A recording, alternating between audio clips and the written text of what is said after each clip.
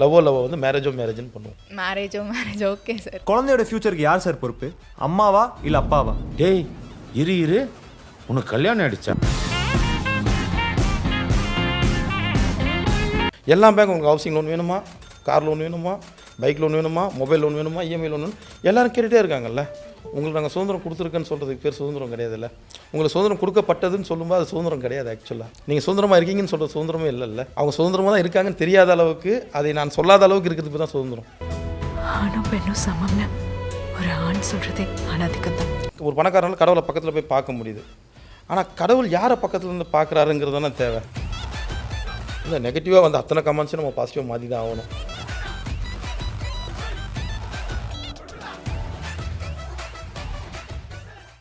Hi hello welcome to directors podcast with Vijay Nitheshi. இன்றைக்கி நம்ம கூட யார் இருக்காங்க அப்படின்னா, தமிழ் சினிமாவில் ஒரு ஃப்ரெஷ் ஃபேஸாகவும் சரி, அது மட்டும் இல்லை ஒரு ப்ராமினெண்ட்டான ஒரு ஃபிலிம் மேக்கரான மகேஷ் ராஜேந்திரன் தான் நம்ம கூட இருக்காங்க. லவ்வோ லவ் மூலமாக வந்து ஒரு புதிய பெர்ஸ்பெக்டிவ் கொடுத்த டேரக்டர் தான் நம்ம கூட இருக்காங்க. Hi sir. ஹாய். எப்படி சார் போகுது உங்கள் ஜேர்னி பற்றி சொல்லுங்கள். ஜேர்னி என்ன, எல்லோரும் மாதிரி ஊரில் எங்கேயோ பிறந்து எங்கேயோ வளர்ந்துட்டு ஒரு ஒரு நமக்கு ஒரு ட்ரீம் இருக்கும் இல்லையா. அந்த ட்ரீம் பார்க்கணும். அந்த ட்ரீமை எத்தனை பேருக்கு அந்த நம்ம நீங்கள் பார்த்த ட்ரீமை வந்து விஷுவலாக பார்க்குறது வந்து எத்தனை பேர் கிடைக்கும்னு தெரியாது. பட் அது ஒரு டேரக்டர்ஸ்க்கு கிடைக்கும். நம்ம பண்ண ஒரு இமேஜினில் நம்ம பண்ண ஒரு விஷயம்னா நம்மளால் நேர்லேயும் பார்க்க முடியும். அது வந்து எனக்கு ரொம்ப ஹாப்பியாக இருந்தது, பிளெஸ்டாகவும் இருந்தது. இப்போ வந்து தேட்டர் மூவி ரிலீஸ் ஆனதுக்கப்புறமும் ஓடிடியில் தான் வந்து ஆடியன்ஸ் எல்லாருமே செலிப்ரேட் பண்ண ஸ்டார்ட் பண்ணிட்டாங்க. அதை மிஸ் பண்ணிட்டாங்க அப்படின்னுமே வந்து நிறைய பேர் வந்து ரிவ்யூ கொடுத்துருந்தாங்க. அதை பற்றி என்ன நினைக்கிறீங்க? இப்போது நல்லாவே போயிட்டுருக்குல்ல சார் மூவி? இல்லை, அதான் ஓடிடியில் நல்லா போயிட்டுருக்கு, நல்ல ரெஸ்பான்ஸ் வந்துட்டுருக்கு. அதை ஹாப்பியாக தான் ஃபீல் பண்ணேன். பட் தேட்டரிக்கெலாம் அது ஏன் வந்து பூம் ஆகலைங்கிற மில்லியன் கொஸ்டின்ஸை நானும் இன்னும் தேடிக்கிட்டு தான் இருக்கேன். மேபி ஆன்சர்ஸ் கிட்ட கொஞ்சம் கண்டுபிடிச்சிட்டு இருக்கிறேன். பார்ப்போம் ஃப்யூச்சரில் அந்த மாதிரி தப்பு நடக்காமல். இது உங்கள் ஃபர்ஸ்ட் மூவி வேறு. உங்கள் ஃபர்ஸ்ட் மூவியில் என்ன சார் இந்த ஸ்பெஷலாக என்னன்னு சொல்வீங்க? இல்லை, ஒரே விஷயம் தான். எனக்கு வந்து இந்த நான் இன்டர்வியூஸில் சொன்ன மாதிரி தான். ஒரு எக்கனாமிக்கல் தான் ஒரு மனுஷனை வேல்யூவே இங்கே பண்ணுது. எக்கனாமிக் இல்லாத ஒருத்தனை வந்து இந்த உலகம் வந்து பெருசாக வேல்யூ பண்ணுதான்னு தெரியல. இப்போ எப்படின்னா, ஒரு பணக்காரன் வந்து கடவுளை பக்கத்தில் போய் பார்த்துடுறாங்க ரொம்ப ஈஸியாக. ஒரு பணக்காரனால் கடவுளை பக்கத்தில் போய் பார்க்க முடியுது. ஆனால் கடவுள் யாரை பக்கத்தில் இருந்து பார்க்குறாருங்கிறது தானே தேவை. நம்ம யாரை பக்கத்தில் இருந்து பார்க்குறோங்கிறத தாண்டி கடவுள் யாரை பக்கத்தில் இருந்தால், யார் ரொம்ப நியாயமாகவும் நேர்மையாகவும் இருக்காங்களோ, கொஞ்சம் சின்சியராக இருக்காங்களோ, அவங்கள இந்த கடவுள் வந்து பக்கத்துலேருந்து பார்க்குறாருன்னு நான் நம்புகிறேன். அந்த நம்பிக்கையில் தான் எல்லா மாதிரி ஓடிட்டு இருக்கும்போது, நான் நிறைய தேடி அலைஞ்சிட்டு இருக்கும்போது இப்படி ஒரு சான்ஸ் எனக்கு கிடைச்சதா நான் பார்க்குறேன். ஓகே சார், மூவிக்கு முன்னாடி மகேஷ் ராஜேந்திரன் யார், என்ன பண்ணிட்டு இருந்தீங்க, அதை பற்றி சொல்லுங்கள். இந்த மூவி எப்படி பண்ணணும்னு ட்ரை பண்ணிகிட்டு இருந்தேன். அவ்வளோதான் இருந்துச்சு. பெருசாக எனக்கு வேறு தெரியாது. ஆக்சுவலாக படிக்கும் போதே வந்து டிஸ்கண்டினியூ பண்ணிட்டு சென்னைக்கு வந்துட்டேன். வந்ததே சினிமாவுக்காக தான். இந்த சினிமாவில் இருக்கணுங்கிறதுக்காக நிறைய ஜாப்ஸ் நிறைய இது ட்ரை பண்ணுமே தவிர, ஒரு நாளும் என்னோடய லைஃப் ஸ்டைலை மாற்றிக்கிறதுக்கோ என்னோடய லைஃப் ஸ்டைலை தாக்கு பிடிச்சிதோ நான் எந்த ஜாப் போனதில்லை. நம்ம பார்த்த சின்ன சின்ன வேலைகள் கூட இந்த சினிமாவில் நம்ம சஸ்டெயின் ஆகிறதுக்கு என்ன வேணும் அப்படி தான் இருந்தோமே தவிர, சினிமாவை தாண்டி நாங்கள் வேறு எதுவும் நான் பண்ணல. சார், இந்த மூவியில் பார்த்தீங்கன்னா ஒரு ஸ்டோரிக்கும் ஒரு ஸ்க்ரீன் பிளேக்கும் உள்ள டிஃப்ரென்ஸ் என்ன அப்படின்னு நினைக்கிறீங்க? இல்லை, அதான் இப்போ ஸ்டோரிங்கிறது வந்து நம்ம நினைக்கிறோம், நம்ம அந்த ஸ்டோரியில் வந்து யாருமே நம்மளை வந்து கட்டுப்படுத்தவோ யாருமே நம்மளை வந்து சஸ்டெயின் பண்ணவும் முடியாது. அது நான் யோசிக்கிற உலகம். பட் அது ஒரு ஸ்க்ரீன் பிளேவாக மாறும்போது நிறைய ரெஸ்ட்ரிக்ஷன்ஸ் இருக்குது.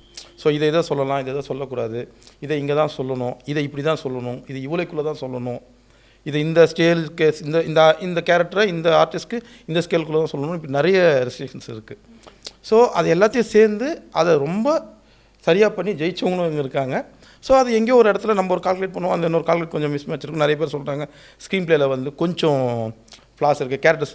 பட் எனக்கு தெரிஞ்ச அந்த ஸ்க்ரீன் பிளேயில் ஃப்ளாஸ் இருந்த மாதிரி நான் இப்போ வரைக்கும் அதை டச் பண்ணேன். மேபி நான் கொண்டு சேர்த்ததில் கொஞ்சம் மிஸ் மேட்ச் இருக்கலாம். பட் மேபி அதையும் நான் வந்து லேர்னாக எடுத்துக்கிட்டு இன்னும் லேர்ன் பண்ண ட்ரை பண்ணிக்கிறேன். அவ்வளோதான்.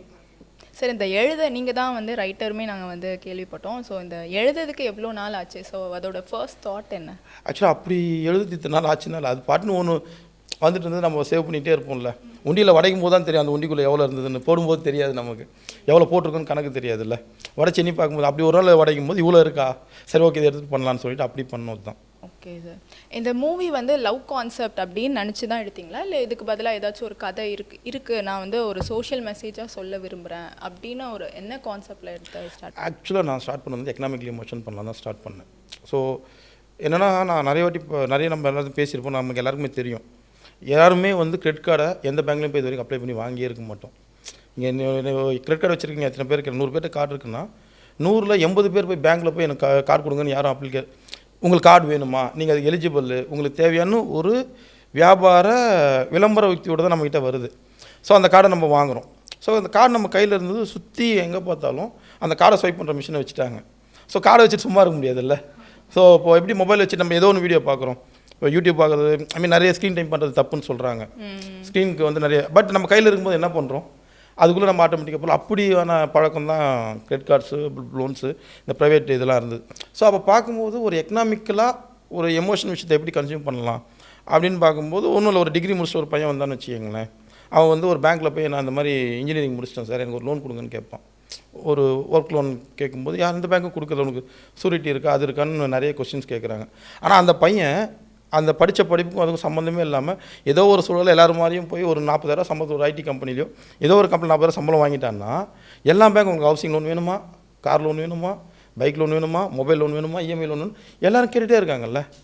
ஸோ இது எப்படி நடக்குது அப்படின்னு நான் கொஞ்சம் போகும்போது நிறைய இதில் இருக்கிற விஷயத்தை நான் பார்த்துருக்கேன், நான் அதை ஃபேஸ் பண்ணியிருக்கேன், எனக்கு தெரிஞ்சவங்க கூட பார்த்துருக்கேன். ஸோ அதெல்லாம் சொல்லலான்னா அது மறுபடியும் ப்ரீச் ஆகுமோ அது இருக்குமா, அப்போ எதில் அதுக்குள்ளே சொல்லலாம், எது இன்ட்ரெஸ்டிங்கான பாயிண்ட்குள்ளே இருக்கும்போது நான் ஒரு நியூ டைரக்டர்னால் என்னால் எவ்வளோ தூரம் ஓட முடியும்னு நான் முதல்ல தெரிஞ்சுக்கிட்டேன். ஸோ அப்போது இதை ஒரு லவ்க்குள்ளே இதை ஃபேஸ் பண்ணலாம், லவ்க்குள்ளே இதை வந்து இன்ஜெக்ட் பண்ணி பார்க்கலாம், அது ஒர்க் அவுட் ஆகுதுன்னு பார்க்கும்போது அப்படி கால்குலேட் பண்ணது தான் லவ் ஸ்கிரிப்ட், அப்படி உள்ள செட் பண்ணது தான் அது. இப்போ உள்ள ஜென்ரேஷன் எடுத்துக்கிட்டால் ஸோ இந்த மாதிரி தான் லவ் இருக்குது அப்படின்ற ஒரு ரியாலிட்டி நீங்கள் காமிச்சிட்டீங்க.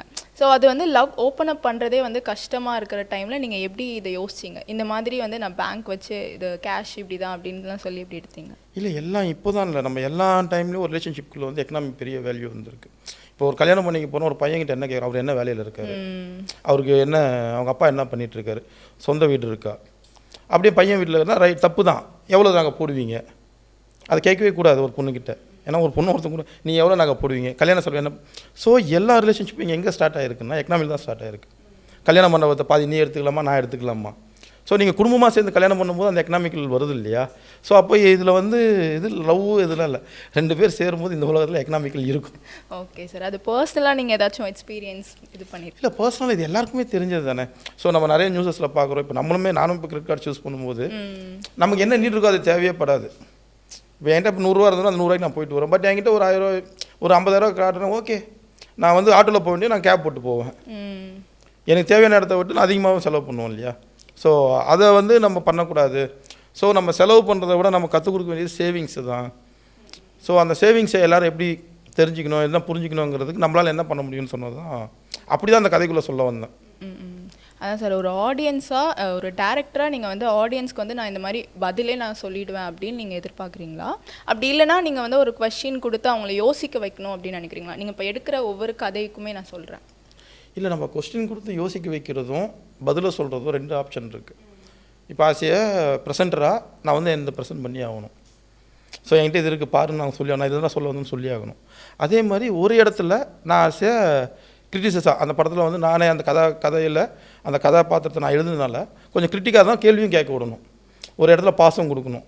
ஸோ இது 2மே ஒரு டேரக்டர் எல்லாத்தையும் பண்ணி தான் ஆகணும் ஒரு கதைக்குள்ளே. அதான் இந்த மூவியில் வந்து உங்கள் சிக்னேச்சர், ஸோ நீங்கள் ஃபர்ஸ்ட் மூவி வேறு எங்களால் ஈஸியாக பார்த்து ஜட்ஜ் பண்ண முடியாது. ஆனால் நீங்கள் உங்களுக்கு தெரியும்ல சார், நான் இது வந்து என்னோட யூனிக்கில் நான் எடுத்திருக்கேன் அப்படின்ட்டு நீங்கள் எந்த சீன் சொல்லுவீங்க? எது உங்களுக்கு ரொம்ப பிடிச்ச சீன்? படத்தில் எனக்கு ரொம்ப பிடிச்ச சீன் வந்து அனுஸ்ரீ வேலும் ஹீரோயினும் பேசுகிறது, அப்பாவும் கேஸ் ரவிக்குமார் சாரும் ஹீரோவும் பேசுகிற சீன்ஸ் எனக்கு ரொம்ப பிடிச்சது. Okay sir.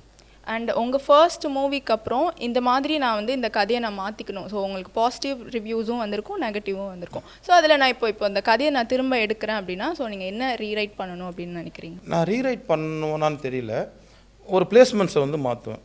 ஸோ இன்ட்ரோல் பிளாக் வந்து நான் மாற்றுவேன். இப்போ ஆக்சுவலாக நான் படம் கதை எழுதும் போதும் நான் படத்தை ஷூட் பண்ணும்போது நான் வச்சிருந்த இன்ட்ரோல் பிளாக் அது நீங்கள் எல்லோரும் தேட்டரில் பார்த்தா இன்ட்ரோல் பிளாக் கிடையாது.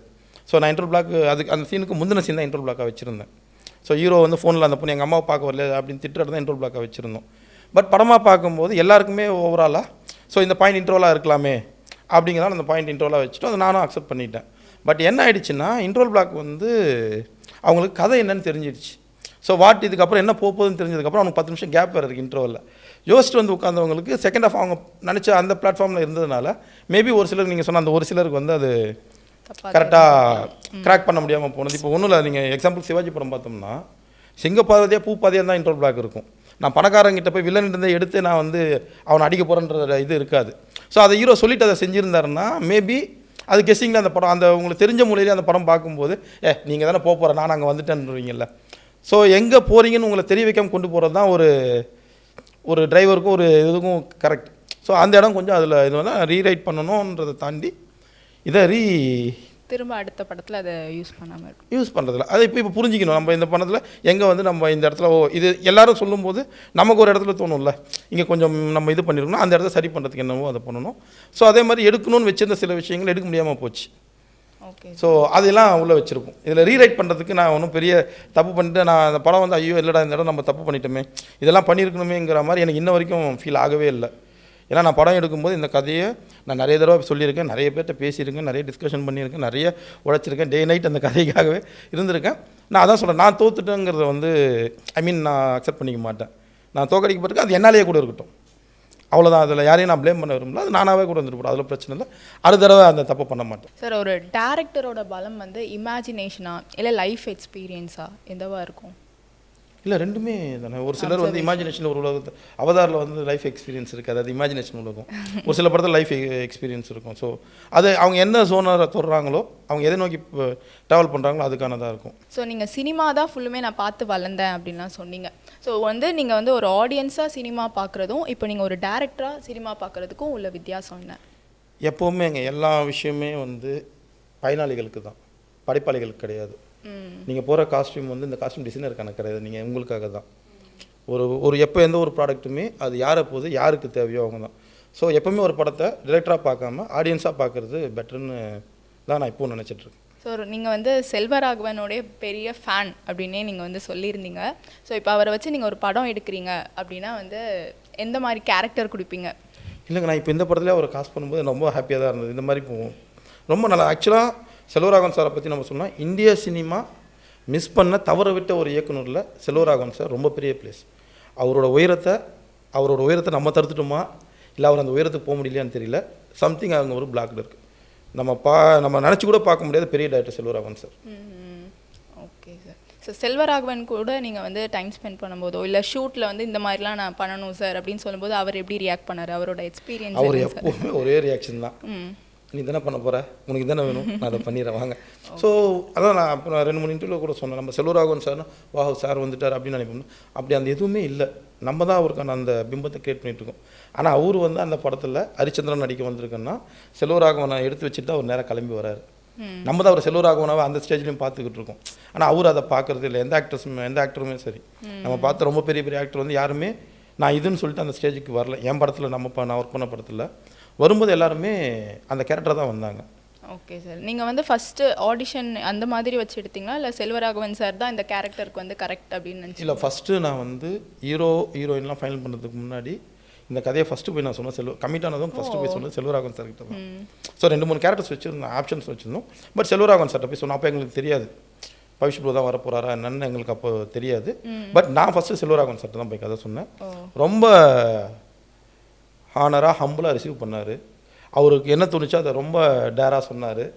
அப்புறம் நான் வந்து இல்லை சார் எனக்கு இது இருந்தால் கரெக்டாக இருக்கும்னு நான் சொல்லும்போது அதை அக்செப்ட் பண்ணிக்கிட்டாரு. ஒரு சிலது அவர் சொன்னதையும் நான் வந்து அக்செப்ட் பண்ணிவிட்டு ரீரைட் பண்ணி அவர்கிட்ட கொடுத்தோம்.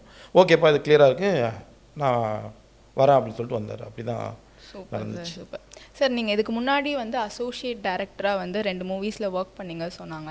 ஸோ போகனும் சரி பூமியும் சரி, இது ரெண்டுமே வந்து ஒரு சோஷியல் பெர்ஸ்பெக்டிவில் எடுக்கப்பட்ட ஒரு மூவி. ஸோ அந்த மாதிரி மூவி வந்து அவங்க நெக்ஸ்ட் மூவி இருக்குமா? இல்லை, நான் அதான் சொல்கிறேன், லவ் படத்தில் நான் அதை தான் நினச்சி வச்சு எடுத்தேன் நான். ஸோ எனக்கு வந்து பொறுப்பு இருக்குதுன்னு நம்புகிறேன் நான். ஸோ நான் பொறுப்பு இல்லாமல் ஒரு படத்தையோ ஒரு கதையோ கொடுக்க மாட்டேன். லைஃப்பில் நான் பண்ண போகிற எல்லா படத்துலையும் அந்த பொறுப்பு இருக்கும். அண்ட் சார், நீங்கள் அசோசியேட் டைரக்டராக ஒர்க் பண்ணிங்க சொன்னீங்க. லக்ஷ்மண் சாரோட ஒர்க் பண்ணும்போது எப்படி இருந்தது? ஆக்சுவலாக ரொம்ப எனக்கு தெரிஞ்சு அதான் எல்லாருமே நம்ம ஒரு சிலரை வந்து இங்கே நியூஸில் வரதை வச்சு நம்ம ஒரு சிலரை கெஸ் பண்ணுறோம் இல்லைங்களா. பட் அப்படி கிடையாது. ஆக்சுவலாக லக்ஷ்மண் என்கிட்ட நான் எடுத்துக்கிற உரிமையை விட நான் லக்ஷ்மண்கிட்ட நிறைய எடுத்துக்க முடியும். அந்த ஃப்ரீடம் லக்ஷ்மண் கொடுப்பாரு. இது நீங்கள் பண்ணுறது தப்புங்கம்பேன், என்னாச்சு அப்படிம்பாரு, ஆமாங்க இது செட் ஆகாதுன்னு. ஸோ அந்த ஃப்ரீடமாக லக்ஷ்மண் எப்பவுமே கொடுப்பார். அதே மாதிரி லக்ஷ்மண் ஒரு கதைக்கு செலவு பண்ணுற நேரம் இருக்குல்ல, அது எனக்கு தெரிஞ்சு நான் பார்த்ததில்ல. ரொம்ப நேரம் அந்த கதைக்காக ஒர்க் பண்ணுவார். மேபி ரிசல்ட் வந்து எல்லாத்தையுமே மாற்றுன்னு சொல்லுவாங்கள்ல, எல்லாருமே சின்சியர் ஆடுவோம் தான். பட் ஆடுற கேம் அப்போது ஒரு பால் மிஸ் ஆச்சுன்னா என்ன ஆகும்? அந்த கேமை மாறல, அப்படி மாறின கேமில் தான் லக்ஷ்மண் சாரும் இருக்காருன்னு நினைக்கிறேன். I think so. Okay sir, நீங்கள் வந்து கேஎஸ் ரவிக்குமார் சார் வச்சும் எடுத்திருந்தீங்க, செல்வராகவனும் 2 பேருமே வச்சு எடுத்திருந்தீங்க. ஸோ இவங்க 2 பேருமே வந்து இப்படி தான் நீ டைரக்ட் பண்ணும் அந்த மாதிரி ஏதாச்சும் ஒரு கைடன்ஸ் அந்த மாதிரி கொடுத்தாங்களா உங்களுக்கு? அப்படி யாருமே கொடுக்கல தான் நான் சொன்னல, அப்படி கொடுக்கும். ஏன்னா இப்படி தான் டைரக்ஷன் பண்ணால் அது அவர் தான் பண்ணணும். அவர் அதான் சொல்கிறேன், என் தூக்கத்தோட கனவை என்னை தவிர இந்த உலகத்தில் வேறு யாரும் காணவே முடியாது. அவங்கவுங்க அவங்கவுங்க ட்ரீம் வந்து அவங்க தூக்கம் தான் முடிவு பண்ணணும்னு சொல்லுவோம் இல்லையா. ஸோ அந்த மாதிரி அவங்க அதில் எதுவுமே டிஸ்டர்ப் பண்ணவே இல்லை. ஸோ அவங்களுக்கு என்ன கொடுத்தோமோ அதுதான் பண்ணாங்க. ஸோ நீங்கள் வந்து மூவியில் இப்போ ஒரு நம்ம லவ் மூவி எடுத்துக்கிட்டால், ஸோ கடன் வாங்குறனால இவ்வளோ பிரச்சனைகள் அப்படின்லாம் நீங்கள் வந்து ஒரு இதை சொல்லியிருப்பீங்க. ஸோ அதுக்கான ஒரு டிப்ஸ் ஏதாச்சும் கொடுப்பீங்களா? ஸோ இதெல்லாம் நீ வந்து கண்ட்ரோல் பண்ணிக்கலாம், ஒரு பையனுக்கு வந்து ஒரு பொண்ணு இப்படி தான் இருக்கணும் அந்த மாதிரி ஏதாச்சும்? இல்லைங்க, இதுதாங்க இந்த பையன் பொண்ணு அதை நான் அந்த ஜெண்டர் பாலிடிக்ஸ் நான் பேச வரல. ஆக்சுவலாக அந்த கதையில் நான் பேச வந்தது இதுதான், ஒரு ஃபினான்ஷியலாக ஒரு ரிலேஷன்ஷிப்பில் என்ன பிரச்சனைங்கிறது. ஸோ நீங்கள் ஒரு ஹீரோ வில்லனை வச்சுட்டா, ஹீரோ ஒருத்தன் வில்லன் ஒருத்தன்னா அது ஜெண்டர் பாலிட்டிக்குள்ளே அதுக்குள்ளே இல்லை. அது ஒரு நபர், அது ஒரு கதாபாத்திரம், 2 கதாபாத்திரம் இருக்கே தவிர நான் யாரையுமே குறைக்கவும் இல்லை, யாரையும் ஏற்றவும் இல்லை. ஸோ இன்றைக்கி நமக்கு தெரிஞ்ச ஒரு லைஃப் ஸ்டைல் இருக்குல்ல, நம்ம பார்க்குற ஒரு ஸ்டைல் இருக்குல்ல, அதுக்குள்ளே என்ன இருக்குது, அதுக்குள்ளே நம்ம தேடி பார்த்தாலும் நம்ம காது விழுந்தது, நம்ம கண்ணில் பட்டது, நம்ம படித்தது, எனக்கு தெரியாத அறிவை நான் இங்கேருந்து எடுத்துக்க முடியாதுல்ல. நான் பார்க்காத அனுபவத்தை யாரும் என்னால் எனக்கு இன்ஜெக்ட் பண்ண முடியாது. நான் பார்த்ததை வச்சு எனக்கு தெரிஞ்சதை வச்சு நான் பண்ணுறேன், அவ்வளோதான். அதில் மற்றபடி வேறு யாருமே எதுவுமே நீங்கள் சொன்ன மாதிரி இந்த பாயிண்ட்குள்ளே நான் வரவே இல்லை. இதில் மேலா ஃபீமேலாங்கிற அந்த பாயிண்ட்குள்ளே வரல. எக்கனாமிக்கலாக நம்ம எல்லாரும் வந்து சேஃபாக இருந்துக்கணும். ஸோ அந்த சேஃபுங்கிறது எப்போ இருக்குன்னா, சேவிங்ஸ் எவ்வளோ தூரம் இருக்கோ அவ்வளோ தூரம் நம்ம சேஃபாக இருப்போம். எக்ஸ்பென்ஸ் எவ்வளோ தூரம் இருக்கோ அவ்வளோ தூரம் நம்ம எக்ஸ்பைரியாக இருப்போம், அவ்வளோதான். அதில் அதுவே தான் சார், ஒரு ஆடியன்ஸ் பெர்ஸ்பெக்டிவாக நீங்கள் வந்து ஒரு கிளைமேக்ஸில் இந்த மாதிரி சொல்லியிருந்தீங்க, ஆணும் பெண்ணும் ஈக்குவல் தான் அப்படின்னு வந்து சொல்லியிருப்பாங்க. ஸோ அதுக்கு வந்து ஹீரோயின் கேட்பாங்க இந்த மாதிரி வந்து அது சொல்கிறதே வந்து ஆண் ஆதிக்கம் தான் அப்படின்னு. ஸோ அதை பற்றி நீங்கள் என்ன நினைக்கிறீங்க, எதனால் அதை வச்சு? கரெக்ட் தான். இப்போது நீங்களும் பேசிகிட்டு இருக்கோம், உங்களுக்கு நாங்கள் சுதந்திரம் கொடுத்துருக்கேன்னு சொல்கிறதுக்கு பேர் சுதந்திரம் கிடையாதுல்ல. உங்களுக்கு சுதந்திரம் கொடுக்கப்பட்டதுன்னு சொல்லும்போது அது சுதந்திரம் கிடையாது. ஆக்சுவலாக நீங்கள் சுதந்திரமாக இருக்கீங்கன்னு சொல்கிற சுதந்திரமே இல்லைல்ல. அவங்க சுதந்திரமாக தான் இருக்காங்கன்னு தெரியாத அளவுக்கு, அதை நான் சொல்லாத அளவுக்கு இருக்கிறதுக்கு தான் சுதந்திரம். உங்களுக்கு சுதந்திரம் இருக்குன்னும் போது அப்போ சுதந்திரம் இல்லைன்னு தானே அர்த்தம். அது சார் உங்கள் ஃபர்ஸ்ட் மூவிக்கு அப்புறம் நான் வந்து இதெல்லாம் நான் சேஞ்ச் பண்ணணும் அப்படின்னு உங்களுக்கு வந்து ஒரு பாசிட்டிவ் இதுவும் வந்திருக்கும், நெகட்டிவ் வந்திருக்கும். அண்ட் பாசிட்டிவாக நீங்கள் எதை எடுத்துக்கணும் அப்படின்னு நினைக்கிறீங்க? ஸோ நான் இதெல்லாம் மாற்றிப்பேன் இந்த படத்துக்கு அப்புறம் அப்படின்னு. இல்லை, நெகட்டிவாக வந்து அத்தனை கமெண்ட்ஸும் நம்ம பாசிட்டிவாக மாற்றி தான் ஆகணும். ஏன்னா ஸோ அதுதான் நம்மளை வந்து சரி பண்ணணும். நமக்கு வந்து பாசிட்டிவ்ஸ் நான் ஏற்றுக்கிறது பிரச்சனை இல்லை, அது ஏன்னா அது எனக்குள்ளேயே இருக்கிறது. எனக்கு தெரியாதெல்லாம் வந்ததை ஓகே இதெல்லாம் இவங்க சொல்லியிருக்காங்க, அதெல்லாம் எவ்வளோ தூரம் நம்ம சரி பண்ணிக்கணும்னு நினைக்கணும், அதை எப்படி பாசிட்டிவாக மாற்றிக்கணும். ஸோ இந்த இடத்துல இந்த மிஸ் பண்ணியிருந்தோமா, அந்த மிஸ்ஸை வந்து அந்த மிஸ்க்கு ரீசன் எனக்கு தெரியும், அவருக்கு தெரியாது. அந்த கமெண்ட் போட்டவங்களுக்கு வந்து தெரியாது, இது ஏன் இப்படி இது வந்தது, இது ஏன் இப்படி வந்ததுன்னு யாருக்குமே தெரியாதுல்ல. ஸோ அது எனக்கு தெரியும், இது ஏன் இப்படி நடந்துச்சு, அது நடந்ததுக்கு ஒரு கதை இருக்கும். இப்போ நான் போய் கீழே விழுந்துட்டேன்னா அவர் கீழே விழுந்துருக்கூடாதுன்னு நீங்கள் சொல்லுவீங்க. ஆனால் விழுந்ததுக்கு எனக்கு 1000 காரணம். 2 நாள் சாப்பிடாமல் இருந்திருப்பேன், எனக்கு உடம்புக்குள்ள பிரச்சனை இருந்திருக்கும், ஒரு மாதிரி பிபி ஜாஸ்தியாக இருந்திருக்கலாம். விழுந்தது மட்டும் தான் எல்லோரும் பார்த்தாங்க, விழுந்துக்கான காரணம் தெரியல. பட் அப்படியும் வந்து விழுந்துடவும் கூடாத மாதிரி நான் நடந்துக்கணுங்கிறத ட்ரெயின் ஆகிக்கிட்டேன். சார் நீங்கள் இப்போ கேஸ்டிங் வந்து அந்த மூவிக்கு எடுத்தீங்க, ஸோ ஹீரோ நீங்கள் எப்படி சூஸ் பண்ணீங்க? எதனால பவிஷ், செல்வராகவன் இருக்கிறனால பவிஷ் அப்படின்னு சூஸ் பண்ணி? நான் செல்வராகவன் சட்டை கதை சொல்லும்போது எனக்கு பவிஷ் வரப்போறாருன்னு தெரியாது. ஸோ நாங்கள் ஆக்சுவலாக செல்வராகவன் சட்டை கதை சொல்லும்போது எங்களுக்கு இருந்த ஹீரோ ஐடியா வேறு. ஸோ ப்ரொடக்ஷனாக வந்து ஓகே இவர்கிட்ட போனால் நல்லா இருக்குமா, ஆல்ரெடி ஒரு படம் இதில் இருந்தது நம்ம நீக் பண்ணியிருக்காரு, ஸோ இந்த படம் பண்ணால் அவருக்கு கரெக்டாக இருக்கும்னு சொன்னாங்க. ஓகே ஃபைன் சொல்லி மீட் பண்ணோம், அவருக்கும் பிடிச்சிருந்தது, எனக்கும் பிடிச்சிருந்தது, அப்படியே த்ரோ பண்ணது தான். லவ் பார்ட் 2 தெரியல, ஏன்னா அடுத்து நான் வேறு கமிட்மெண்ட்டில் இருக்கேன். ஸோ மறுபடியும் இந்த லவ் இந்த ஓடிடியில் இப்போது ஓடிடி இன்ஸ்டாகிராமில் இவ்வளோ பேர் வைரல் ஆகிட்டு இருக்கு இல்லையா. ஸோ இது வந்து மறுபடியும் இதை பண்ணலான்னா மேபி லவ் வந்து மேரேஜுன்னு பண்ணுவோம். மேரேஜ் ஓகே சார், கண்டிப்பாக வெயிட் பண்ணுறோம். Yes sir.